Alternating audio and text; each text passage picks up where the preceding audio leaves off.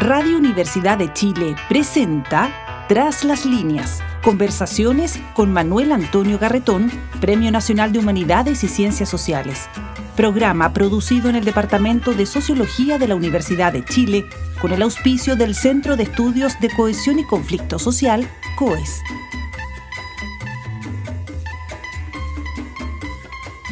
Muy buenas tardes, bienvenidos y bienvenidas a Tras las líneas, el programa semanal organizado por el Departamento de Sociología de la Universidad de Chile con el auspicio del Centro de Cohesión y Conflicto Social, el COES, en que reflexionamos sobre los grandes problemas que nos afectan como sociedad y como personas, desde la perspectiva particular de las ciencias sociales.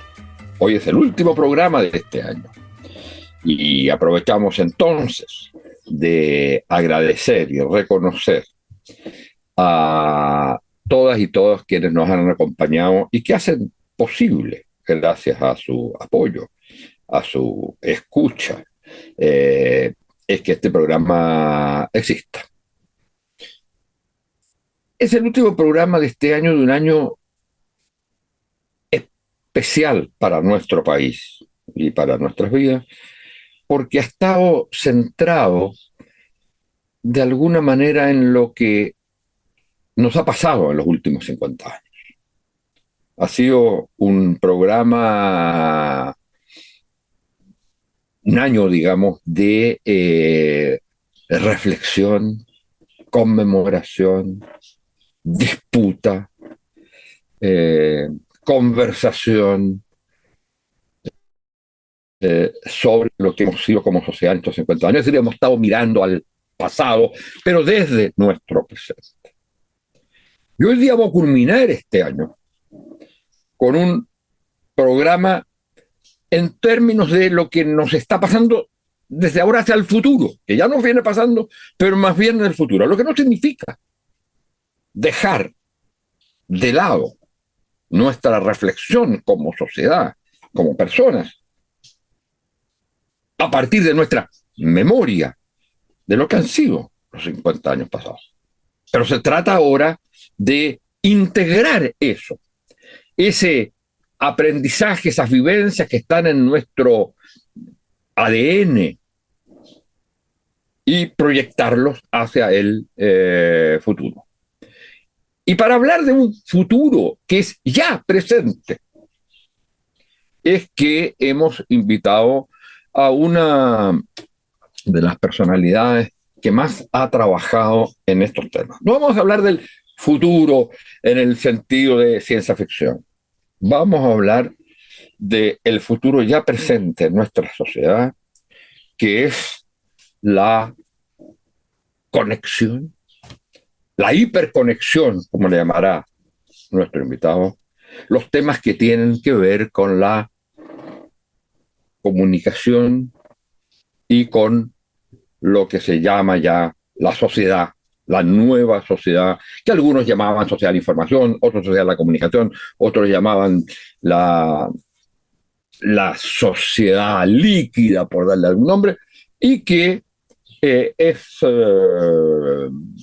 ya se acepta el término sociedad en red. La sociedad en red que reemplaza a la sociedad industrial de Estado nacional es la sociedad en red y la sociedad globalizada. Estos dos aspectos fundamentales que son analizados por nuestro invitado y que es uno, como digo, uno de los mayores especialistas en nuestro país en este tema, que se viene preocupando hace ya varios años al respecto y que acaba de publicar un libro sobre el tema que se llama Hiperconectados. Se trata de Eduardo Regada, que es de origen y de formación periodista, pero que es un especialista en los temas de comunicación, de sociedad digital, que ha sido columnista de muchos diarios y revistas, que es al mismo tiempo autor de muchos libros sobre el tema y que participa en diversas iniciativas que tienen que ver con la comprensión de esta sociedad. Su último libro se llama hiperconectados, cómo comunicarse en el siglo XXI. Eduardo, muchas gracias por estar con nosotros. Yo quisiera partir por una reflexión sobre, a partir de tus últimas investigaciones y de este último libro, sobre este tema que parece como crucial, que estamos viviendo ya en una sociedad distinta a la que conocimos en los últimos 2 siglos, y donde el tema se plantea como una tensión entre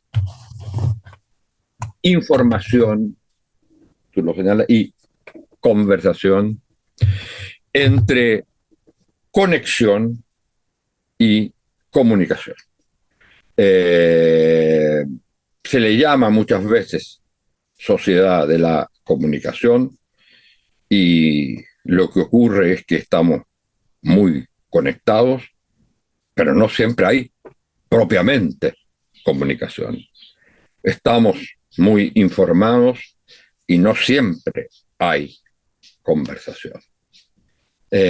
¿Cómo ves hoy día esta tensión?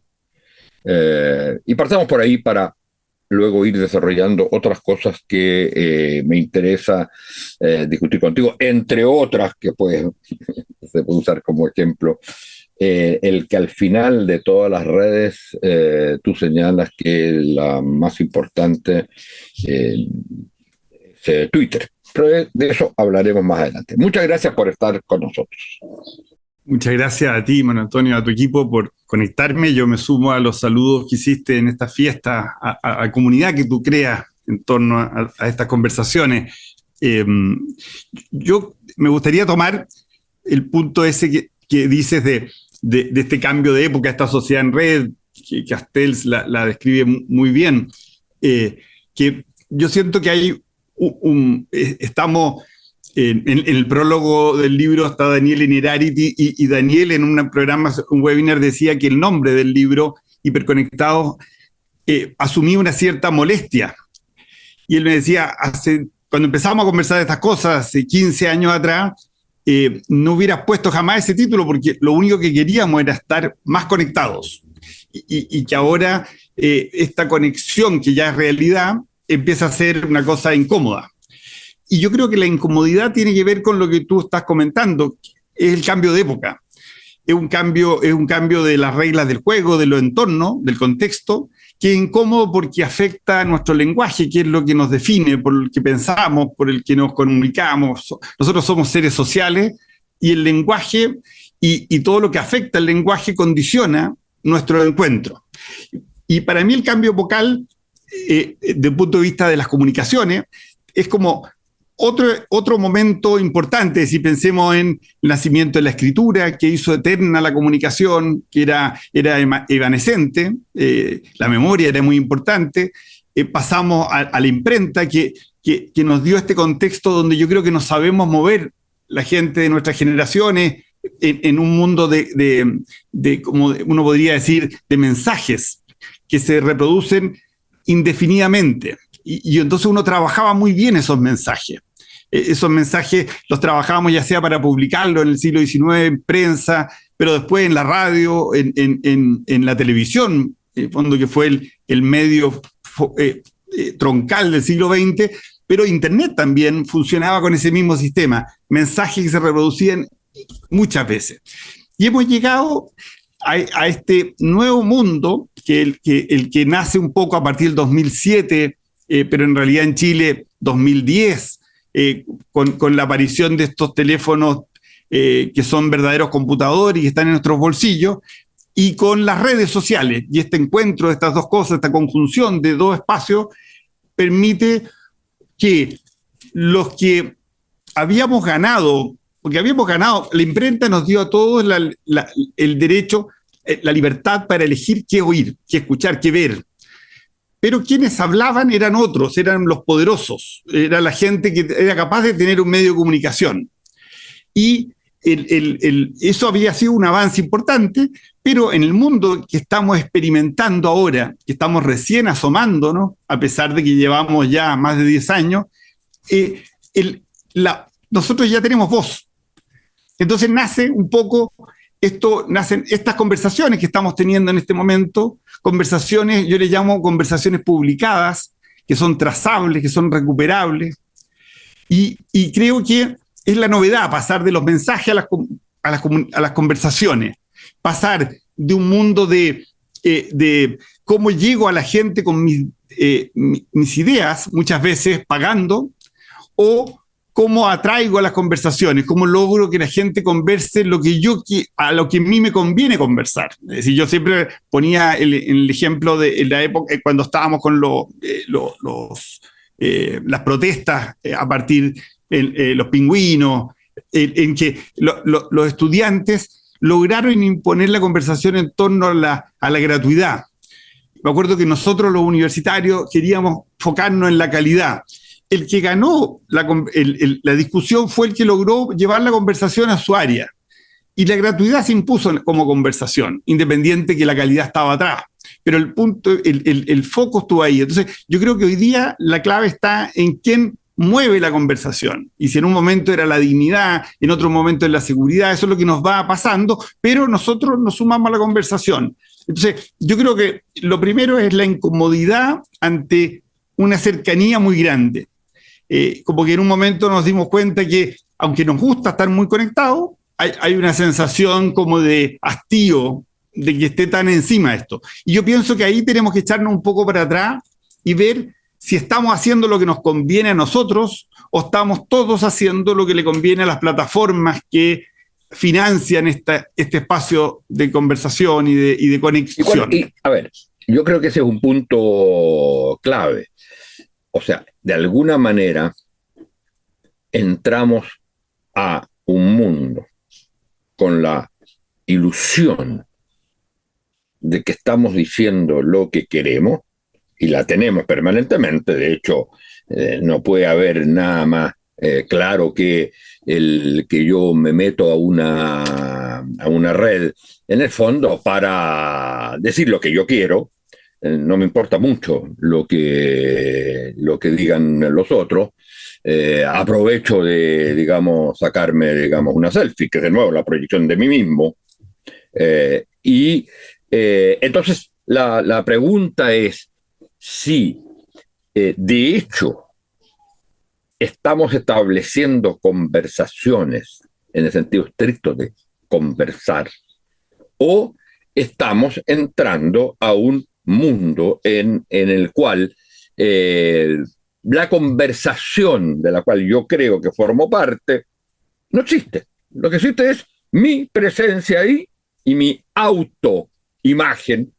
Me veo ahí, me veo hablando, me veo gesticulando, etcétera, y quedo tranquilo porque además solo hablo con aquellos que piensan o me siguen. La palabra seguidores, por ejemplo, yo creo que es de las palabras más brutales que pueden haber. Pero en fin, entonces, ¿hasta qué punto ese es realmente un mundo de comunicación y de conversación o de autoproyección? Hay estudios, como tenemos cámaras donde estamos haciendo este mismo programa, por ejemplo, hay estudios que muestran que las personas que participan en un Zoom en general se están mirando más a sí mismos que a las otras personas que están en las otras pantallas. Es decir, es verdad lo que dice, es que nosotros entramos a este mundo de conversaciones para simplemente hacer lo que hacían hasta ahora los poderosos, que era hablar. Es decir, yo siempre digo, los empresarios siempre dicen, yo le dije a mi gente que hiciera tal cosa. Pero, a mi gente, además, en mi gente. Yo expliqué muy bien lo que tenían que hacer, en fondo, y no lo hicieron. En fondo, entonces, están indignados.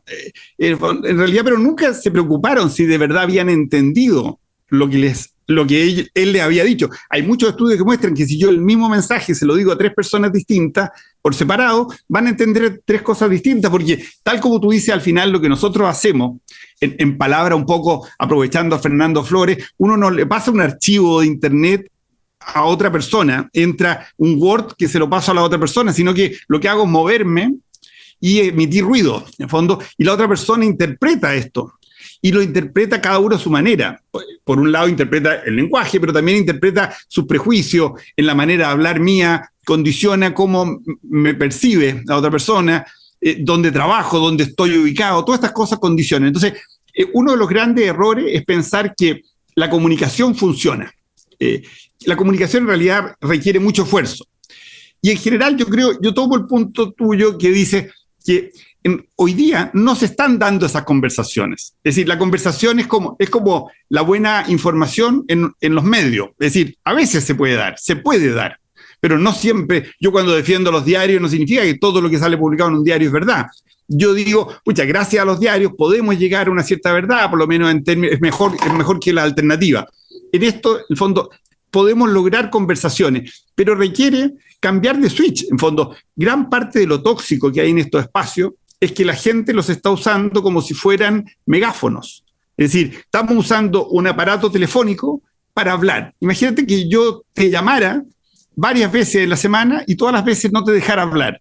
Tú al final no querrías más hablar conmigo porque se asume que un aparato telefónico es para ir de ida y vuelta. Yo creo que hoy día estamos todos hablando, pero la gracia está en que estamos alfabetizándonos. Es decir, si uno piensa en la imprenta, que es el otro gran evento que pasó, entre que nace la imprenta hasta que hay un diario, pasaron 150 años porque, por ejemplo, en el caso de Inglaterra, hubo que enseñarle a leer y escribir a gran parte de la población, nacieron los public schools, se empezó a desarrollar la necesidad de que todos tuviéramos que leer y escribir. Ahora estamos en el periodo de alfabetización de estos espacios digitales, y para mí la clave está en aprender a conversar. Y aprender a conversar, evidentemente, no es esperar que el otro se quede callado para hablar, sino que es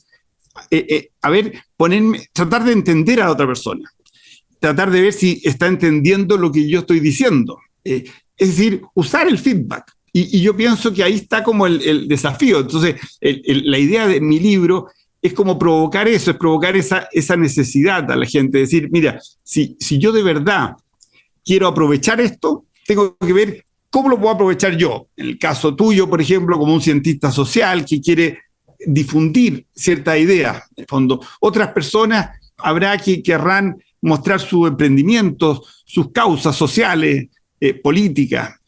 Otros querrán simplemente venderse como profesionales. Todas esas cosas son legítimas, pero eso exige distintos caminos, distintas plataformas, distintas formas de aproximarse. Y yo pienso que ese es el proceso de alfabetización que necesitamos hacer para aprender a conversar. Dicen los que saben de conversación que el 80% del éxito de una conversación pasa por la escucha. Entonces, la escucha que tenemos hoy día es fascinante. Es decir, yo siempre le digo a la gente que se mete en las redes, antes de empezar a hablar, mira cómo hablan los de ese grupo, porque al final uno lo que tiene que hacer acá no es buscar seguidores, sino que construir una comunidad de gente que se interese por tus temas.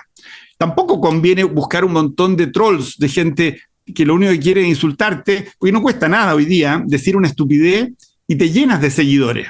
Pero son seguidores que te están molestando. Eso no construye conversaciones. Lo que construye conversaciones es crear un grupo de gente que te valore, independiente que esté en tu antípoda ideológica. Ahora, pero ¿tú crees que la tendencia actual predominante, en qué sentido va? ¿Va más en la deconstitución de grupos de identidades que se hablan a sí mismos y que mandan un mensaje, muchas veces agresivo hacia el resto, o que tenemos espacios realmente de conversación, no solo al interior del grupo identitario con el cual me comunico, sino con los otros? Yo pienso que hay una trampa en esto, es que cuando uno dice, mira, las redes sociales son así, Entonces yo pienso en mi WhatsApp de mi familia y lo miro y yo digo, a ver, pero ¿de cuál red están hablando? Es decir, cada uno construye la red que quiere tener. Yo puedo tener en WhatsApp, puedo tener los WhatsApp que quiera, puedo comunicarme con quien quiera. Esto es como la biblioteca. Uno mira su biblioteca y dice, a ver, ¿esta biblioteca me está conectando con la gente que piensa distinto o estoy reafirmando solo mi idea y compro solo los libros que están en mi idea? Yo creo que con las redes pasa lo mismo. Así, tú no puedes hablar de las redes. ¿Sí? Cuando la gente habla mal de las redes, está hablando como del promedio. Y eso es muy de los medios del siglo XX. Hoy día no es tan grave el promedio como es decir, por ejemplo, se dice el trending topic. Si nosotros pudiéramos grabar las conversaciones que están pasando en este momento en Santiago y recuperáramos todas esas conversaciones, el trending topic sería la palabra aló. Y habría gente que empezaría a decir, ¿por qué se usa tanto aló? Pero la verdad que en las conversaciones que hemos grabado, lo interesante es qué conversación tuvo, no tengo idea, Kast con alguien de Bópoli que lo estuvo criticando el fin de semana, porque esa conversación la podemos ver y podemos ver quién reaccionó a esa conversación. Es una conversación real que se está dando, no los insultos. Entonces, yo estoy de acuerdo contigo que parte del problema hoy día es la polarización. Y la polarización tiene en las redes un espacio de acelerador, porque evidentemente se mueven más fácil las cosas emocionales, hay una serie de cosas que esto ha pasado también en los medios masivos, no es una novedad, que lo emotivo, lo emocional es más poderoso, se mueve mejor. Entonces, es evidente que en un mundo en que estamos hoy día, en casi todas las sociedades políticamente dividido en dos mitades, y uno ve los argentinos, los brasileros, los norteamericanos, colombianos, españoles, norteamericanos, es decir, todos estamos con este sistema de estas como brechas. Entonces, es lógico que la red social permita eso, en el fondo. Entonces, yo pienso que uno tiene que ver cómo uno aborda esto. Es decir, se habla de hackear las redes, y hackear las redes sería un poco en casi todas las redes sociales, salvo Twitter, la que tú decías, que hoy día se llama X también, salvo esa red, todas están dominadas por algoritmos. Y los algoritmos también son como un acelerador, es un sesgo. Esto no es como una herramienta y no como un lápiz, en fondo. Esto es como un lápiz que tiene un programa y que se mueve de una cierta manera independiente de tu mano. Entonces, hay que tomar en cuenta ese sesgo. Y uno puede hackear el sesgo en el sentido de que si yo estoy viendo, por decir algo, Instagram, TikTok, estos videos, yo puedo, el video va a ser siempre, el algoritmo va a hacer que yo repita mis conductas anteriores. Es decir, me va a poner más de lo que yo he consumido antes. Entonces, si yo quiero consumir otras cosas, tengo que arbitrariamente concentrarme y decir, a ver, ¿qué cosas me gustaría que el algoritmo me recomendara? Y empezar a buscarlas primero. Y el algoritmo va a ir aprendiendo. Fondo. Es decir, hay que entender cómo funciona hay que perseguir el dinero. Es decir, estas empresas son empresas que se quieren financiar, como todas las empresas en realidad tienen que subsistir. Fondo, en este caso, más que subsistir, parece que tuvieran unas ambiciones impresionantes de rentabilidad, pero nosotros podemos meterle un poco la búsqueda de la vuelta de tuerca. Y yo creo que la gente que, por ejemplo, el caso de Twitter, la ventaja que tiene es que uno sigue a quien quiera. Me tocó ver, porque nosotros hicimos seguimiento de las elecciones, la última elección presidencial, y seguimos a todos los candidatos en forma abierta a través del mostrador. Cada 15 días mostrábamos los datos de escucha, y hubo dos candidatos que se interesaron en nuestro trabajo y nos pidieron más, que fueron Kast y Boric. Casualmente los dos terminaron el año con nosotros. Kast tenía una cosa increíble. Él bloqueaba gente, llevaba 10 años bloqueando gente. Entonces tú te metías a la cuenta de Kast y no había nadie criticándolo. Era muy divertido porque es muy raro eso. En el fondo, siendo un tipo con una postura tan agresiva, no tenía críticos porque él bloqueaba muchísima gente. Es decir, cada uno va construyendo la red que quiere, uno sigue a quien quiera. En fondo, entonces yo creo que uno tiene que entender que esto no es como dejarse llevar. Esto es como, uno puede ser una hoja en el agua y flotar, o puede ser como una persona que está en una tabla de surf, se mueve tratando de acercarse a la ola, tratando de moverse al lugar donde conviene. Evidentemente, sí, dale. No, pero es que es posible para el común de los mortales de los y las mortales. Es posible constituirse cada uno de ellos en alguien que surfea. O sea, no hay algo. Los que surfean son pocos. Los que pueden surfear físicamente, digo, son pocos. No es todo el mundo. Que todos intenten hacerlo en las vacaciones, está bien, pero el que puede surfear son pocos. No se requiere para surfear algún tipo de conocimiento, capacidad, entrenamiento que no está disponible, y no se requiere también el que ese surfeo es muy difícil que se haga, salvo personalidades, que se haga individualmente. Yo pienso un poco lo que fue el nacimiento de la imprenta de vuelta. Había una serie de burgueses en algunas ciudades, los monjes, en fondo, y, qué sé yo, las universidades que existían en ese momento. Si pensamos en la humanidad, los que sabían leer eran poquísimos. El desafío que tuvieron entonces es mucho más grande que surfear. Es decir, hubo que meter a los niños en colegio a estar varias horas todas las mañanas para enseñarles a leer y escribir. Es decir, yo siento que esto no es trivial, pero ¿cuál es la ventaja que tenemos? Es que somos endiabladamente sociales, necesitamos sociabilidad. Entonces, yo pienso que vamos a encontrar el camino a ese lugar, porque nos interesa mucho. Yo me acuerdo, yo como estoy tratando de entender estos temas, leí mucha bibliografía contemporánea al nacimiento del teléfono. Y cuando nace el teléfono hay mucha histeria. Una de las cosas que se decía es, ¿cuál es la lógica de conectar mi castillo, decían, tipo como mi palacio donde tengo a mi familia, conectarla con un cable que este lugar que tengo protegido, lo va a conectar con todos los criminales del mundo? Otros decían, oye, pero voy a dejar de conversar directamente con la gente cara a cara porque voy a tener el teléfono.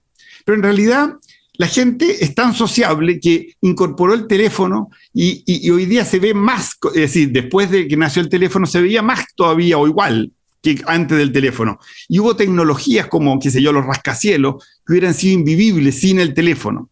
Entonces, yo siento que estamos en el proceso que el hombre encuentre el camino, pero comparto contigo que es muy difícil que esto suceda en el corto plazo, que sea muy rápido, que la gente pueda aprender a surfear, pero igual tenemos más voz que lo que teníamos hace 15 años, porque hace 15 años teníamos que pedirle permiso al Mercurio, alguien tenía que dejarnos escribir una carta, y hoy día no necesitamos pedirle permiso al Mercurio, no necesitamos uno puede montar su propio canal de televisión en YouTube, en fondo, y esto es real, es decir, lo van a hacer poco en el corto plazo.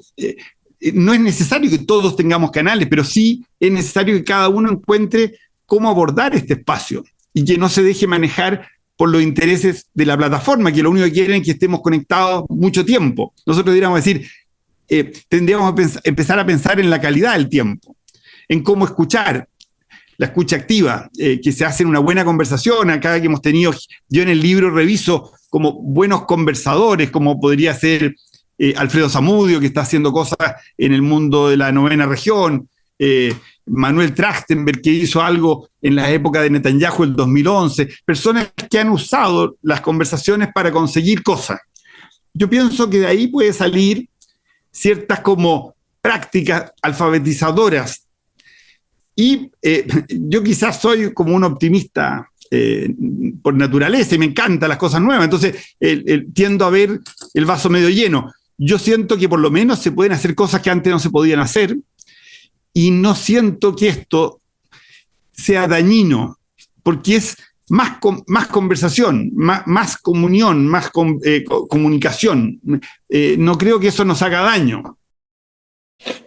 Sí, mi gran duda es, o sea, yo creo que hay cosas que simplemente son datos reales, que no son reversibles. O sea, estamos en esta sociedad y esto no va a volver atrás.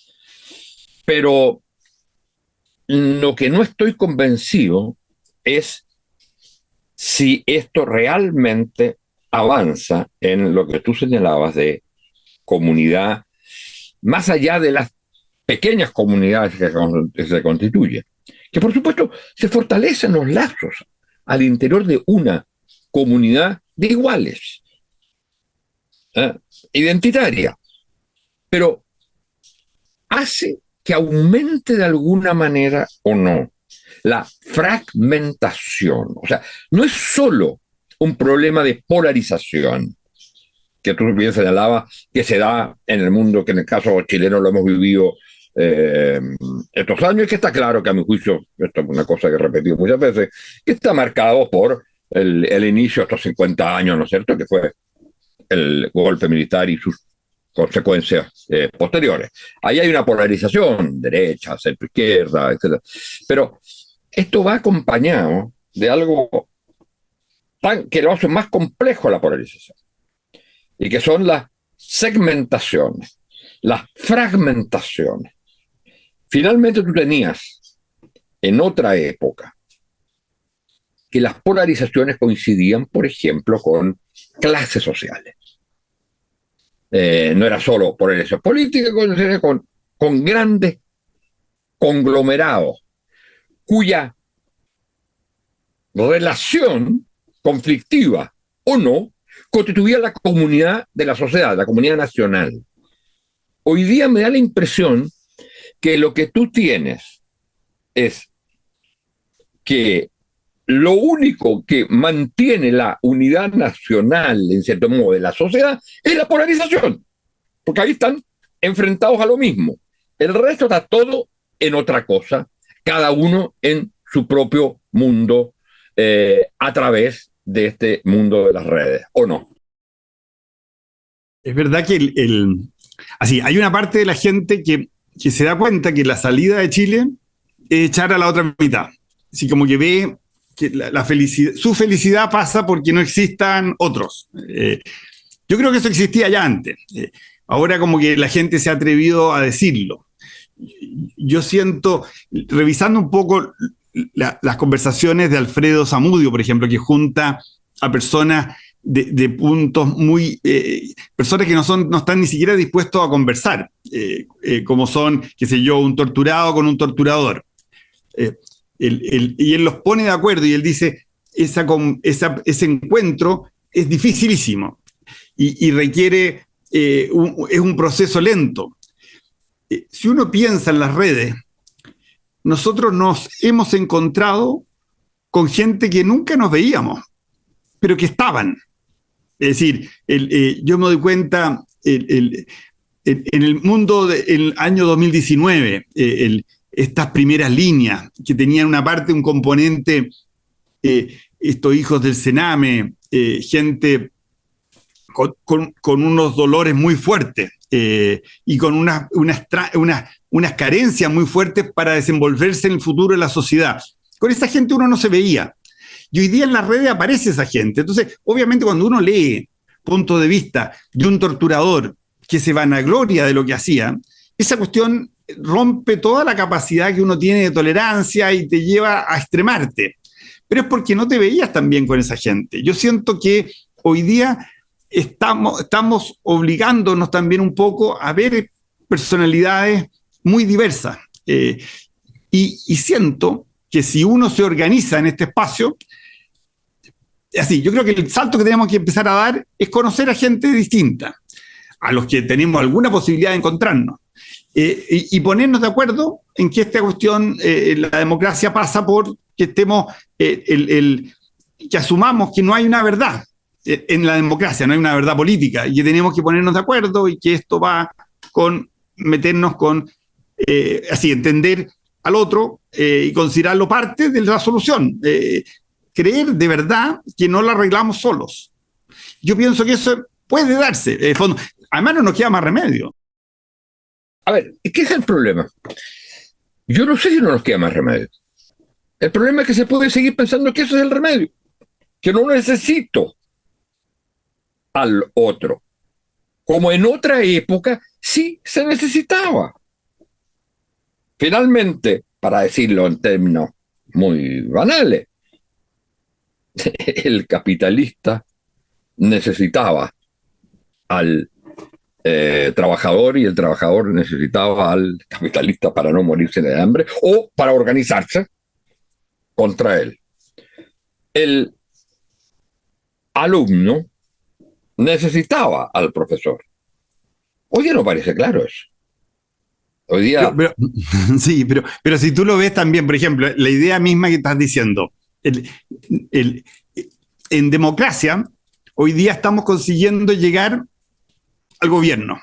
Es decir, ganamos las elecciones con polarización. Pero ¿cuál es el resultado de este gobierno? Es un gobierno sin fuerza, sin poder. Y son gobiernos incapaces. Son gobiernos que no tienen capacidad, porque las reglas que nos pusimos de acuerdo son reglas de acuerdos, y como no somos capaces de ponernos de acuerdo porque rompemos todos los puentes en la campaña, mira lo que pasa hoy día en España, por ejemplo. No va a haber un gobierno razonable, va a ser un pseudo gobierno. Lo que nos ha pasado estos años en Chile, tenemos una serie de gobiernos que cada uno de ellos nace contra el otro, entonces al final no tiene posibilidad de hacer leyes. Entonces, en algún momento quizás, yo pienso, vamos a entrar en razón de que sí necesitamos al otro. Lo necesitamos quizás de una manera distinta, pero yo no creo que de verdad no se necesite el conocimiento. Puede ser que no necesitemos al profesor, pero sí vamos a necesitar el conocimiento y vamos a necesitar quizás un coach, más que un profesor tradicional que dé una clase expositiva, pero vamos a necesitar ayuda para poder llegar al otro lado del puente. Pero fíjate que eso es bien interesante, ese último punto nos daría para muy largo y tenemos que terminar. Pero precisamente, si no se va a necesitar al profesor, lo que se va a necesitar es tú dices, una especie de coach o alguien que ayude. Ese alguien va a ser la inteligencia artificial. No van a ser personas, no van a ser, porque para uno igual a mí, ¿eh? Si yo puedo saber lo mismo que sabe el profesor, por lo menos creo que que sé lo mismo que sabe el profesor, no lo necesito. En cambio, sí va a venir unas formas de organización que me ayuden, como dices tú, a salir de este encierro, a saber algo más o organizar mi conocimiento, que no va a venir del mundo de los profesores o profesoras, va a venir del mundo de la inteligencia artificial. Pero lo que humaniza esa inteligencia artificial, no solamente el contenido que hay, sino que es lo que le llaman el prompt, lo que define, es la instrucción, es el pedido. Y el pedido es un acto del habla, es un acto nuestro. Lo que va a condicionar lo que nosotros sacamos de ese lugar es cómo manifestamos el pedido. Y vamos a tener que saber hacer un buen pedido. Si no entendemos de lo que estamos pidiendo, no vamos a nunca sacar lo que queremos.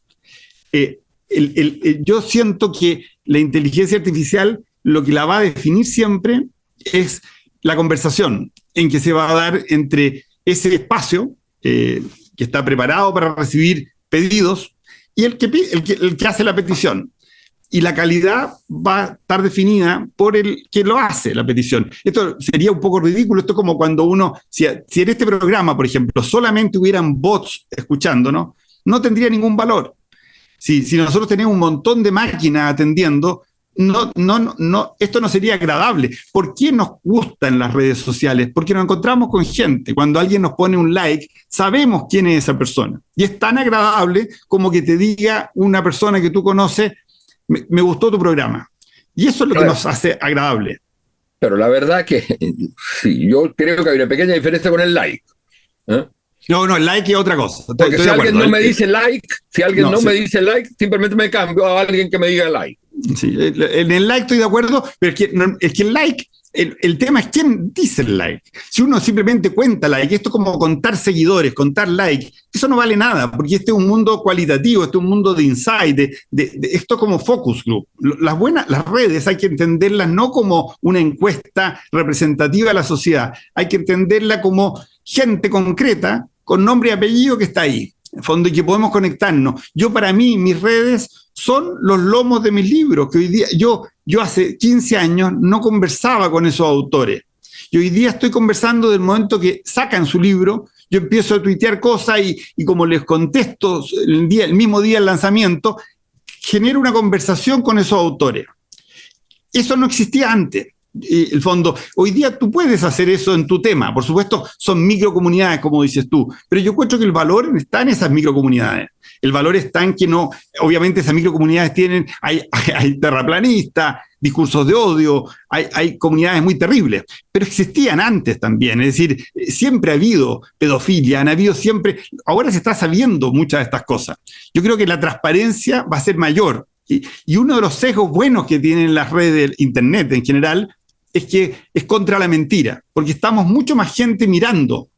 Entonces pillamos al mentiroso. Es decir, yo creo que el que miente hoy día ya tiene re poco futuro, y el que miente habitualmente ya no tiene futuro.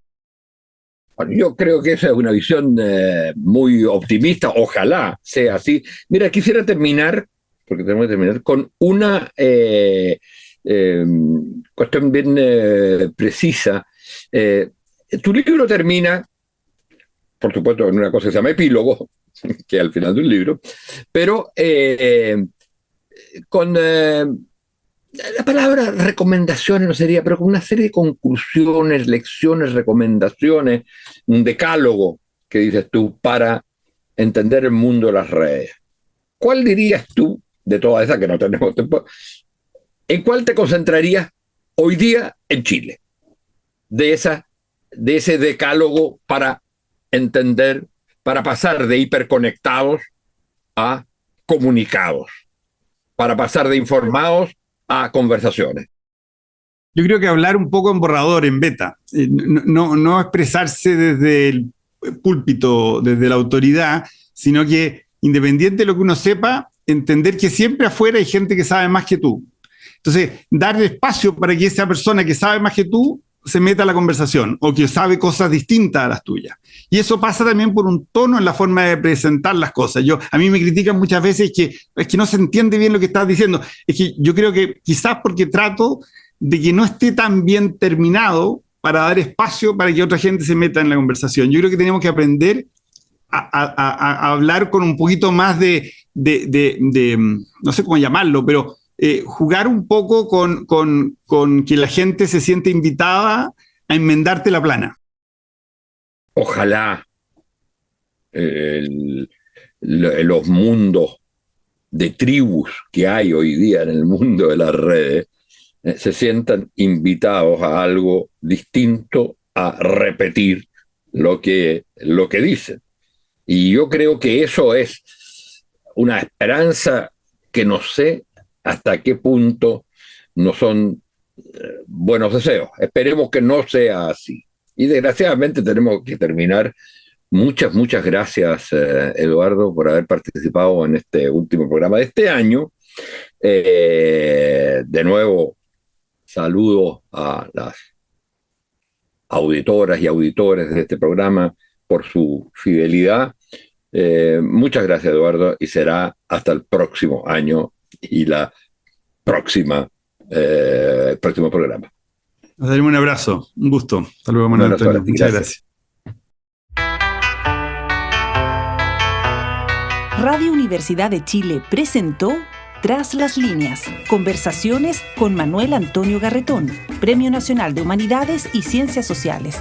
Programa producido en el Departamento de Sociología de la Universidad de Chile con el auspicio del Centro de Estudios de Cohesión y Conflicto Social, COES.